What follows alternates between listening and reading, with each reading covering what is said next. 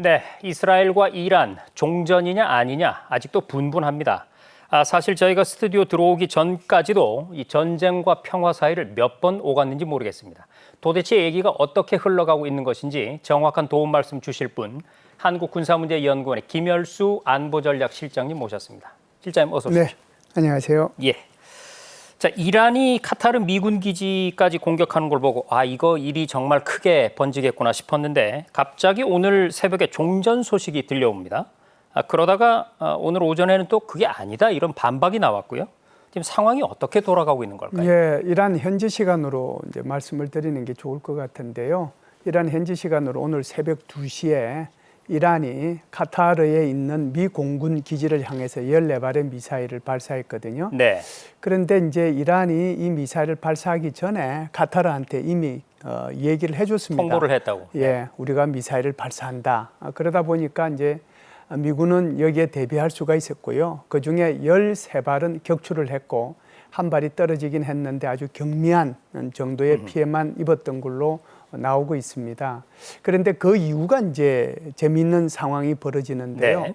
트럼프 대통령이 곧 이제 휴전 협상이 이란과 이스라엘 사이에 있을 거다라고 얘기를 했고, 그런데 뭐 이스라엘이 이걸 받아들였다, 이란은 안 받아들였다, 반대로 이란은 받아들였는데 이스라엘은 안 받아들였다. 또는 뭐 이스라엘이 공격을 중단하면 이란은 받아들이겠다. 뭐 계속 이런 식으로 나오고 있는데요. 네. 어찌됐든 큰 흐름을 보면 이제는 이제 어떻게 보면은 전쟁이 확전 국면으로 갈 것이냐. 예를 들어서 지금 이란에서 카타르에 있는 미 공군 기지를 공격했을 때만 해도 그렇게 생각했잖아요. 네. 그런데 지금 이제 휴전 얘기가 나오는 걸 보면 확전 국면에서 이제는 휴전 국면으로 돌아서고 있다. 이렇게 요약해서 말씀드릴 수 있습니다. 네. 일단 국면의 전환은 엿보이는 것이 확실하다. 네. 그리고 방금 설명해 주셨지만 이란이 이미 알려주고 공격을 했단 말이에요. 그거에 그렇죠. 대해서 또 트럼프 대통령은 알려줘서 고맙다 또 이런 얘기까지 했더군요. 자, 분쟁의 시작은 지난 21일이었습니다. 미국이 이란의 나탄즈, 포르도, 이스파한 이 세 곳의 도시를 공습을 했는데 이 세 도시를 목표로 한 이유는 어디에 있었을까요? 사실상 이제 우리가 자동차 공장, 자동차 회사 이렇게 하나 생각해 봐도 네. 예를 들어서 뭐 현대, 기아가 있지만은 사실상 거기에 부품을 공급하는 우리나라에 얼마나 많은 그 기업들이 있습니까? 그렇죠. 그러니까 납품업체들이 엄청 많이 있는 거죠. 그러니까 이것도 마찬가지거든요. 이란 같은 경우에는 이제 핵을 만드는 곳도 있고 또 이제 핵을 만들기 위해서 이 생산하는 그런 곳도 있는 거고 농축하는 곳도 있고 이렇게 이제 여러 가지 시설들이 있고 그중에 이제 중수로 발전소도 있고 경수로 발전소도 있고 뭐 그렇단 말이죠. 그럼에도 불구하고 이제 핵심 시설 세 군데를 꼽아라 하면은 지금 우리 앵커님께서 말씀하신 것처럼 이스파한, 나탄즈 그리고 이제 포르도가 아마 될 겁니다. 그런데 네. 이스파한 같은 경우에는 이란 핵 뭐라고 할까요? 핵 농축에 또는 핵 무기 개발에 두뇌 역할을 하고 있다라고 해도 과언이 아니거든요. 여기에는 사실상 연구용 원자로도 한 3개 정도가 있고, 그럼 연구소도 있고, 또 여기에는 그 변환 시설 그리고 연료를 생산하는 공장까지 있거든요. 그래서 이곳에 종사하는 핵과학장만 해도 한 3,000명 정도가 됩니다. 시설뿐 아니라 사람도 모여 있는. 그렇죠. 네. 그러니까 이제 연구소들이 많이 있으니까 결국 여기가 이제 이란의 핵의 뭐 두뇌라고 할까요? 그렇게 볼 수가 있고요. 두 번째는 이제 나탄즈라고 볼 수 있는데 나탄즈 같은 경우에는 지상 지하에 이제 양쪽으로 이렇게 지상이 있고 지하가 있는데 지상에서도 원심 분리기가 있고 지하에도 이제 원심 분리기가 있고 그 주변에 이제 또 딴 시설들도 있고 그렇습니다. 네. 그런데 지하에 총 5만 개 정도의 원심 분리기가 들어갈 수 있는 것으로 파악을 하고 있거든요. 그런데 이제 이런 파악이 가능한 것이 IAEA의 사찰을 계속해서 이란이 받고 있어요. 지금도요. 그렇기 때문에 어느 정도 규모인지를 아는 거죠. 그중에 지금 이제 가동되고 있는 것은 한 15,000개가 가동이 되고 있는 거죠. 그래서 이곳은 이제 사람에 따라서 얘기하는 건 다르지만 이란 핵무기 개발의 뭐 심장이다 이렇게 얘기를 하는데 여기서 생산하는 것은 주로 4% 미만의 저농축 우라늄을 생산을 해요. 그 말의 의미는 우리가 저농축 우라늄과 고농축 우라늄을 구분하는데 저농축 우라늄은 4% 플러스 마이너스 해가지고 그걸 가지고 원자력 발전소에 이용을 하는 그렇죠. 거거든요. 그래서 원자력 발전소의 핵분열을 천천히 시켜서 이것을 전기 에너지로 바꿔서 우리가 지금 전기를 사용하고 있단 말이죠. 네. 그런데 이제 고농축은 90% 정도가 돼야 돼요. 그래 이걸 일거에 폭발을 시켜가지고 엄청난 이제 에너지를 내고 폭발을 내야 되기 때문에 이게 이제 문제가 되는 거거든요. 그렇죠. 그런데 이 나탄저는 적어도 이제 저농축 우라늄을 생산하는 그런 이제 원심 분리기가 있는 곳이다라고 보고요. 그다음에 이제 가장 관심의 대상이 된 곳이 바로 포르도 지역입니다. 포르도.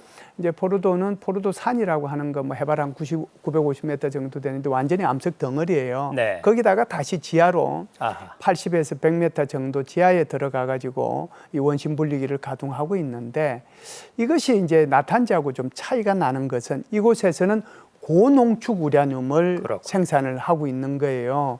그래서 지금 이쪽에서는 지금 IAEA에서 한 2, 3주 전에 발간한 보고서에 의하면은 60% 정도의 농축된 우라늄 400kg 정도를 가지고 있다. 이렇게 얘기를 하고 있는 거거든요. 그렇기 때문에 아마 이 세 군데를 중점적으로 미국이 때리긴 했지만 네. 가장 중점을 두고 때린 것은 아무래도 포르도 지역이지 않겠어요. 그래서 포르도 지역에 GBU 57이라고 하는 벙커 버스터를 6개 구멍에 12발을 떨어뜨려서 한 구멍당 2발씩 이렇게 들어가게 함으로써 폭발력은 한 60m 정도 되는데 실제로 이제 이것이 위치하고 있는 것은 지하에 80에서 100m 정도니까 한 구멍에 2발씩 들어가면 한 지하 100m까지 때릴 수 있지 않겠어요. 네. 그렇기 때문에 그것을 완전히 파괴하는 데 초점을 뒀는데 어디를 이제 때렸느냐 하는 것이 문제가 되겠죠. 그냥 산이 있는데 산에서 때린다고 해서 그게 뭐 파괴가 되겠어요. 그렇죠. 가장 취약한 부분이 있어요. 그게 바로 제일 밑에서도 이게 원심 분리기가 돌아가고 거기서 사람이 있고 여기 온도 조절을 하려고 그러면은 환풍기가 있어야 그렇습니다. 되거든요. 환풍기가 가장 취약하고 네. 두 번째 취약한 것이 아마 출입구가 될 거예요. 그런데 이번에 미국이 때린 것은 환풍기 두 군데를 핵심적으로 때렸는데 그것이 이제 구멍이 6개가 나 있고 그 구멍과 구멍 사이를 보면은 그렇게 크게 멀지 않거든요. 아주 정밀하게 때려서 제가 볼 때는 그 구멍으로 들어간 것이 결국 저 밑으로 들어가면은 굉장한 큰 구멍이 네. 이렇게 나지 않았을까 이렇게 봅니다. 네, 지금 설명을 정말 잘해 주셨는데 이스파한, 나탄즈, 포르도를 각각 핵무기 개발의 두뇌와 심장과 그리고 감춰진 손 뭐 이 정도로 생각할 네, 수 촉수 있겠네요. 뭐, 촉수. 네. 네. 자, 그곳에 이제 이 세 도시를 요격을 하는데 대량의 폭탄을 탑재할 수 있는 B2 스텔스 폭격기가 동원이 됐고요. 네. 방금 말씀하신 것처럼 거의 돌덩어리로 이루어진 산 그것의 다시 아래에 또 그렇죠. 시설이 있기 때문에 뭐 웬만한 미사일이나 폭탄으로는 뭐 타격을 줄 수가 없는데요. 이번 미국의 공격에 또 세계의 관심이 커지는 게 바로 벙커버스터가 사용됐기 때문 아니겠습니까? 네, 네. 뭐 영어의 뜻을 그대로 풀어보자면 벙커를 깨뜨린다, 그렇죠. 벙커를 부순다, 뭐 이런 뜻일 텐데 이 어떤 무기인가요? 벙커버스터라고 하는 것은 이제 무게만 따지면 한 13.6톤 정도 됩니다. 네. 이제 통상 이제 미국식 또는 영국식으로 하면 파운드로 계산하기 때문에 3만 파운드 정도가 되죠. 그런데 13.6톤짜리면은 지금은 이제 전 세계에서 가지고 있는 폭탄 중에서 가장 큰 폭탄 중에 하나이고요. 중요한 것은 이것이 그냥 지상에 떨어뜨려 가지고 되는 것이 아니고 완전히 벙커나 또는 암석 같은 것을 뚫고 들어간다는 데 문제가 네. 있는 거거든요. 그래서 이제 이게 지하 60m까지 들어간다라고 하는 것이고요. 걸퍼전 때 쓴 것이 GBU 28 정도 됩니다. 여기서 이제 주로 한 30m 정도는 이제 뚫고 들어가는 거죠. 그런데 지금 GBU 57은 거의 뭐 60m 가까이 뚫고 들어가는 건데 사실상 GBU 57이 이렇게 개발된 것도 북한의 핵미사일 개발과 연관이 되는 거거든요. 북한의 핵미사일 개발에 대해서 어떻게 대응을 할 것이냐 하는 과정 속에서 GBU가 계속해서 개량이 되고 해서 GBU 57까지 나온 거죠. 그러면은 GBU 57이 13.6톤 되니까 이것을 실어 나를 수 있는 무슨 비행기가 있어야 될 거 아니에요. 그렇죠. 전투기로는 못 싣고 나가는 네, 거고. 너무 무겁죠. 결국 이제 폭격기가 가야 되는데 그 폭격기가 바로 B2 스텔스기입니다. 네. 그래서 이 B2 스텔스기는 이 GBU 57을 두 발을 이제 실을 수 있거든요. 그러니까 뭐 길이가 이게 동체 이제 이 옆 날개 길이죠. 날개 길이가 거의 한 50m 정도 됩니다. 네. 그리고 대부분의 이제 비행을 보면 어떤 전투기는 조종사 한 명이 타고 만일 두 명이 타는 게는 앞에 한 명 타고 뒤에 한 명 타고 이렇게 가거든요. 네. 그런데 이것은 워낙 크다 보니까 양쪽으로 탑니다. 그래서 똑같은 계기판이 조종사와 부조종사 간에 있기 때문에 18시간을 날아오더라도 네. 조종사가 운전하다가 또 조금 휴식을 하고 부조종사가 운전하고 여객기처럼. 그렇죠. 네. 그렇게 해가지고 목표 지점에 때리고 다시 돌아가다 보니까 36시간 정도가 네. 걸리는 거죠. 그래서 B2 스텔스기하고 GBU 57은 뗄래야 뗄 수 없는 그런 관계를 가지고 그렇군요. 있고 실전에 이제 GBU 57이 사용된 것은 처음이다 이렇게 보죠. 네, 스텔스기의 내부는 제가 감히 타볼 수는 없었습니다만 브로큰 에로우라는 영화를 통해서 내부를 들여다본 적은 있습니다. 아, 그래요? 조종사가 양옆으로 앉더군요. 네, 그 조종사가 양옆으로 앉고 이제 거기서 오줌도 누워야 되고 또 네, 뭐 그렇습니다. 이렇게 큰 것도 해야 네, 되잖아요. 네, 네. 그러면은 그 뒤에 이제 아주 간단하게 그것을 처리할 수 시설도 있도록 있고. 시설이 네. 있습니다. 네. 자, 이번 공격은 말씀하셨다시피 미국 역사상 B2 폭격기가 참여한 최대 규모의 이제 공습 작전이었고 사전에 치밀하게 준비가 있었다. 이렇게 미국 측이 직접 밝혔습니다. 근데 군사 전문가께서 보시기에 이 치밀한 준비라는 게 어떻게 이루어졌고 그리고 치밀한 준비가 있었다는 얘기는요. 그럼 이제 트럼프 대통령이 겉으로는 나는 전쟁을 좋아하지 않는다. 이런 어떤 평화 외교 노선을 취하고 있는데 이걸 우리가 또 의심해야 되는 건지 궁금하네요. 예, 뭐 공약은 이제 그렇게 그렇죠. 네. 그러니까 미국의 국익이 직접적으로 연관이 되지 않는 곳에는 미국의 이 남녀를 젊은이들을 그곳으로 절대로 파병하지 않겠다라고 하는 것이 이제 트럼프 대통령의 선거 공약이었는데 이번에는 물론 이제 지상군은 참여를 안 했죠. 네. 그럼에도 불구하고 좀 전에 말씀드렸다시피 공군이 갔고 여기에 다시 이제 아주 정밀한 유도 무기들이 동원이 됐잖아요. 그 유도 무기들은 결국은 지금 중동 지역에 배치되어 있는 항공모함에서 날아가거나 그렇지 않으면 잠수함에서 SLCM, 토마호크 같은 것이 날아간 거거든요. 네. 그러니까 이제 미국의 해 공군은 여기에 참여했다 이렇게 볼 수가 있죠. 그래서 사실은 미국은 이제 혹시 중동 전쟁이 더 확전이 될지 모르니까 사전에 여러 가지 준비를 한 건 맞아요. 그래서 그곳에 이미 칼빈선 항공모함이 가 있었거든요. 네. 그래서 이제 한 2주 전에는 니미츠 항공모함이라고 하는 것이 베트남에 이렇게 들어가도록 돼 있는데 항로를 바꿔가지고 중동 중동으로 지역으로 갔죠. 보냈거든요. 그것만 보는 것이 아니고 공중급유기 그쪽으로 보냈죠. 그다음에 F-35, F-22 그쪽으로 다 보내놨어요. 그러니까 유사시에 이제 이걸 때리겠다고 준비를 다 하고 최종적으로는 이제 이 스텔스기를 B2를 보내는데 여기도 이제 기만 작전을 어떻게 보면 썼다고 봐야 되겠죠. 그래서 일부 전폭기들은 그러니까 태평양 쪽으로 이렇게 먼저 내보내고 네. 그리고 이제 얼마 있다가 이제 이게 대서양 쪽으로 7대의 이 B2 스텔스기가 떠서 목표 지점으로 간 거죠. 그러니까 그것도 일종의 기만 작전의 하나였는데 전체적으로 보면 미국의 합참의장이 얘기한 것처럼 꽤 준비를 많이 했고 최악의 경우를 대비해 왔다 이렇게 볼 수가 있습니다. 네. 자, 트럼프 대통령은 이란을 공격한 뒤에 공격이 대단한 성공을 거뒀다 이렇게 자평을 했습니다만 이란의 얘기는 조금 다른 것 같습니다. 우라늄 400kg 진작에 빼돌렸다 이렇게 주장을 하고 있죠. 누구의 말이 맞나? 그런데 사실은 이란의 말 쪽이 조금 더 설득력 있어 보이는 정황은 뭐냐면 이 이스라엘이 포르도 핵시설을 미국 공격 다음 날에 다시 또 재공격을 했거든요. 만약에 전파가 됐다면 재공격할 이유가 없지 않겠습니까? 어떻습니까? 그래서 이게 이제 두 가지의 가능성은 다 열려 있다라고 보는데요. 네. 트럼프 대통령은 여기에 대해서 공습이 끝나자마자 바로 완벽하게 파괴됐다라고 얘기를 하거든요. 네. 그런데 이제 우리가 BDA 이게 좀 전문 용어인데 배틀 데미지 어세스먼트라고 얘기하는데 네. 전투 피해 평가라고 얘기하거든요. 이것은 이제 이번에만 사용되는 것이 아니고 걸프전에도 그 뒤에 어떤 전쟁에서도 항상 폭격을 하거나 공습을 하고 나면 BDA 평가를 해요. 손해 그렇죠. 사정 평가가 아니라 그렇죠. 그 전투 피해 평가. 평가. 예. 네. 그래서 그것이 얼마나 났는지를 그래서 제가 좀 전에도 6개의 구멍이 났다라고 하는 것을 뭘로 가서 봤겠어요. 결국 그는 정찰 위성을 통해 가지고 그렇죠. 사진을 찍은 거거든요. 네네. 그보다 훨씬 더 이제 그 구체적인 것들이 점점 더 나오면서 BDA가 제대로 이제 평가가 되는 거거든요. 그럼에도 불구하고 트럼프 대통령이 일단 먼저 얘기는 했어요. 제가 볼 때는 이제 이게 6군데로 아주 정밀하게 들어갔기 때문에 그 속에서 돌아가고 있는 이게 그 원심 분리기 그것은 거의 다 파괴가 되지 않았느냐라고 봐요. 근데 문제는 이런 거죠. 원심 분리기의 파괴가 문제가 아니라 그 속에 이미 농축되어 있는 농축 우라늄은 이미 다른 곳으로 이동한 거 아니냐. 네네. 그래서 이것이 바로 19일 날 그 지역에 화물 열차가 한 16대가 진입로에 계속 있었다는 거거든요.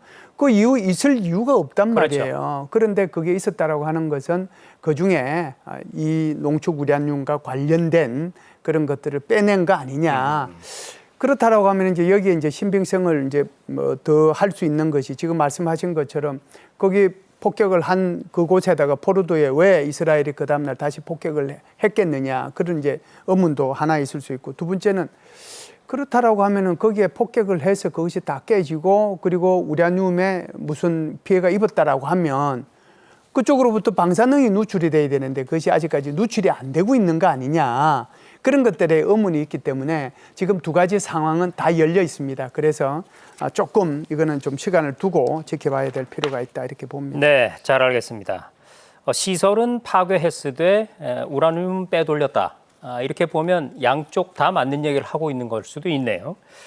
자, 과거에 이 미국이 이란을 마지막으로 공격했던 때가 88 서울올림픽이 열렸던 1988년이었습니다. 네네. 그때는 이란과 이라크가 전쟁 중이었고요. 또 미국과 이란 간의 갈등이 거의 최고조에 달했던 시기였죠. 근데 지금은 상황이 다릅니다. 더구나 미국의 해외 군사 개입 자제, 이것이 트럼프 대통령의 공약이기도 했거든요. 자, 실장님, 그럼에도 불구하고 미국 또는 트럼프 대통령이 직접 타국의 본토 시설을 공격해서 얻을 이득은 뭘까요? 제가 이제 아주 간단하게 그러면은 말씀을 드리도록 네. 하겠습니다. 한 5가지로 요약을 할 수 있는데, 네. 첫 번째는 이란 핵무기 개발을 저지했다. 적어도 이제 핵무기가 개발되려고 하면은 수년 또는 뭐 10수년은 이제 연기를 시켰으니까 그런 목적이 하나 있었고요. 두 번째는 이제 NPT를 유지할 수 있었다. 네. NPT라는 것이 핵 확산 금지 조약이잖아요. 그런데 이제 이란이 여기서 핵 개발을 해버리면은 NPT 체제가 무너져 버리는 그렇죠. 거거든요. 그래서 NPT를 유지시킬 수 있었다는 거고요. 세 번째는 이런 공습을 통해 가지고 이 이란을 협상의 장으로 유도할 수 있는 그런 계기를 마련했다라고 하는 거고요. 네 번째는 이스라엘의 안보를 지지할 수 있는 그런 것이 됐다라고 보고, 마지막으로는 아마 트럼프 대통령 개인과 직접적으로 관련이 될 텐데 굉장히 정치적 계산을 좀 하지 않았을까라고 네. 생각을 합니다. 이란하고 죄송합니다. 그 우크라이나하고 러시아하고 협상도 뭐 제대로 좀 잘 안 되고 그렇죠. 있고, 이스라엘과 하마스도 뭐 잘 한다고 그랬는데 그것도 지금 잘 안 되고 있죠. 뭐 이렇게 성과를 내 보일 게 없잖아요. 그렇습니다. 그런데 이제 이번에 이란에 대한 이런 공습을 통해 가지고 뭔가 성과를 포장할 수 있는 그런 계기가 됐기 때문에 이런 5가지 이유 때문에 그러지 않았는가. 네, 사실 미 대선 때만 해도 트럼프 대통령 후보, 당시 트럼프 후보가 내가 백악관으로 들어가는 순간 모든 전쟁은 끝날 것이다. 그렇죠. 이렇게까지 공언을 했었거든요. 네. 자, 그런데 이게 또 궁금합니다, 실장님. 그런데 분위기가요, 참 미묘합니다. 뭐냐면 미국과 이스라엘이 이렇게 협공을 하게 되면 이란이 지원하고 있는 그 저항의 축이 나서지 않겠느냐 싶었는데 네. 잠잠합니다. 그리고요, 중동의 다른 나라들도 입으로만 긴장 완화를 촉구하고 있을 뿐입니다. 예. 이들의 침묵은 이게 왜 이런 걸까요? 예, 저항의 축이라고 하면 우리가 이제 크게 3가지를 얘기를 하죠. 하나는 이제 하마스, 헤즈볼라, 그다음에 후티 반군. 네. 이제 적어도 이 아사드가 이제 쫓겨나기 이전에 시리아까지 네. 이제 합하면은 이게 이제 어떻게 보면은 저항의 축이라고 볼 수 있는데, 이 저항의 축이 지금 사실상 완전히 괴멸이 됐거든요. 아하. 시리아는 뭐 아사드 쫓겨났으니까 이제 뭐 우리가 관심 바뀌고, 네. 대신에 이제 하마스하고 헤즈볼라, 후티 반군을 얘기할 수 있는데, 하마스 같은 경우에도 하마스 수장 죽었잖아요. 네. 수장의 그다음 부계자도 또 죽었잖아요. 하마스도 거의 괴멸이 됐거든요. 헤즈볼라 같은 경우에는 이스라엘이 작년에 그 레바논 침공해가지고 헤즈볼라 그냥 아주 작사를 냈고, 헤즈볼라의 수장도 직접 이 이스라엘이 베이루트 바깥에 외곽에서 회의하고 있는 그 장소를 공습해가지고 20m 지하에서 회의하고 있는데 그게 다 죽여버렸잖아요. 네. 그러니까 지도자들을 다 잃어버린 거죠. 그러니까 뭐 후티 반군도 마찬가지입니다만은 헤즈볼라나 하마스나 지금 거기에 여기에 대해서 뭔가 대응할 수 있는 이런 여력이 것들이 없다. 여력이 네. 없다. 기껏 해봤자 후티 반군이 뭐 미사일 몇 발 쏜 게 그게 다다. 뭐 이렇게 볼 수가 있고요. 네. 두 번째는 지금 말씀하신 것처럼 다른 다른 이제 국가들은 이것은 이제 그 중동을 바라볼 때 종교적인 종파 차이에서 좀 봐야 될 텐데요. 여기에 이제 이란이나 그다음에 이라크 같은 경우에는 파가 갑자기 그 생각이 안 나는데 시아파거든요. 시아파고 네. 나머지 90%가 이제 순위파입니다. 순위파죠. 네. 그러니까 이제 순위파의 제일 장은 이제 아무래도 사우디아라비아죠. 그러다 보니까 이제 사우디아라비아를 포함한 걸프만의 연안에 있는 국가들도 그냥 이렇게 좀 쳐다보고 있는 그런 상황이지 않는가. 그래서 종파 갈등 문제와 국익의 관점에서 여기에 관여하는 것보다 입 다물고 있는 게 좋겠다. 그래서 침묵을 지키고 있다 이렇게 봅니다. 자, 이란은요, 이 무력 공격뿐 아니라 호르무즈 해협의 봉쇄, 이걸로 전방위 반격에 나선 상황입니다. 자, 시청자들의 이해를 돕는 차원에서요, 호르무즈 해협이라는 게 어떤 곳인지 설명해 주시고, 또 이곳이 봉쇄된다면 어떤 파장이 있는 겁니까?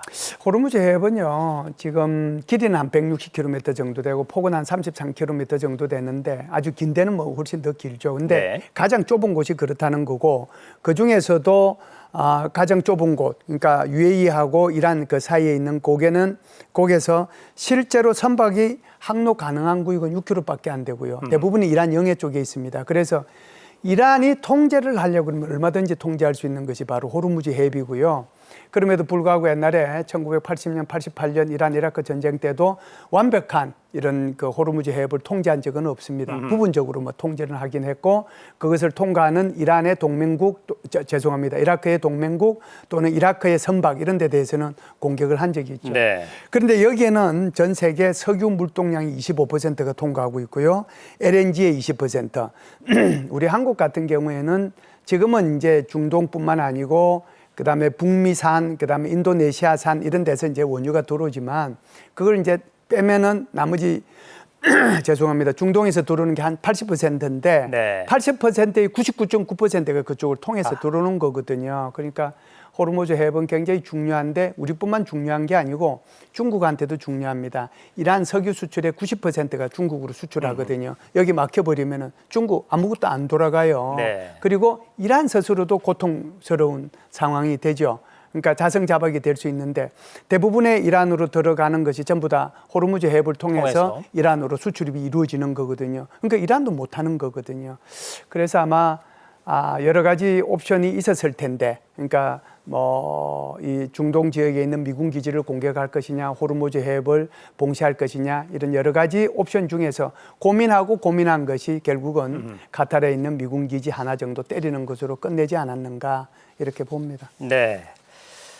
자, 이제 우리 정부 얘기를 좀 해볼까요? 우리 정부도 안으로는 대책 마련에 그리고 밖으로는 입장 표명에 나섰습니다. 우리 정부가 그동안에 이 문제에 대해서 어떻게 대응해 왔고 또 앞으로의 대응 방향은 어느 쪽으로 전망하십니까? 예, 이제 이 사건이 나자마자 각 정부 부처에서는 비상대응반을 가동을 했고요. 네. 비상대응반을 하면서 기재부 같은 경우에는 관계기관들 다 모아가지고 지금 여러 가지 이제 사항에 대해서 얘기를 해주면서 여기에 대해서 비상하게 이제 대응하라고 이제 얘기를 해줬죠. 그리고 이제 어제는 대통령께서 죄송합니다. 수석 보좌관 회의를 했단 말이죠. 그걸 네. 통해서 이제 안보 사항을 체크하면서 결국은 이제 이스라엘하고 이란에 있는 우리 교민들 안전하게 이제 빠져나가는 게 중요하잖아요. 그 안전 문제에 대해서 지시도 하시고 또 경제 사항에 대해서는 금융이나 원유나 환율이나 이런 데서 각별한 관심을 가져야 된다라고 지시를 하셨거든요. 네. 그래서 지금 각 부처에서는 비상대응반이 가동되고 있는 상황 속에서 계속해서 이 상황을 주시하면서 우리가 대응하고 있지 않는가 이렇게 봅니다. 네, 정부는 24시간 점검 체계 가동하면서 유사시 신속 대응 체계를 긴장감 있게 유지하고 있다는 점 말씀을 드리고요. 자, 트럼프 대통령은 이란을 공습한 뒤에 자신의 사회 관계망에 이란을 다시 위대하게라고 썼습니다. 어디서 많이 들어본 말이죠. 미국을 다시 위대하게. 이 말이 뜻하는 의미는 우리가 조금만 더 상황을 지켜봐야 알 수 있을 것 같습니다. 지금까지 군사문제연구원의 김열수 안보전략실장님과 함께했습니다. 실장님 고맙습니다. 네, 감사합니다.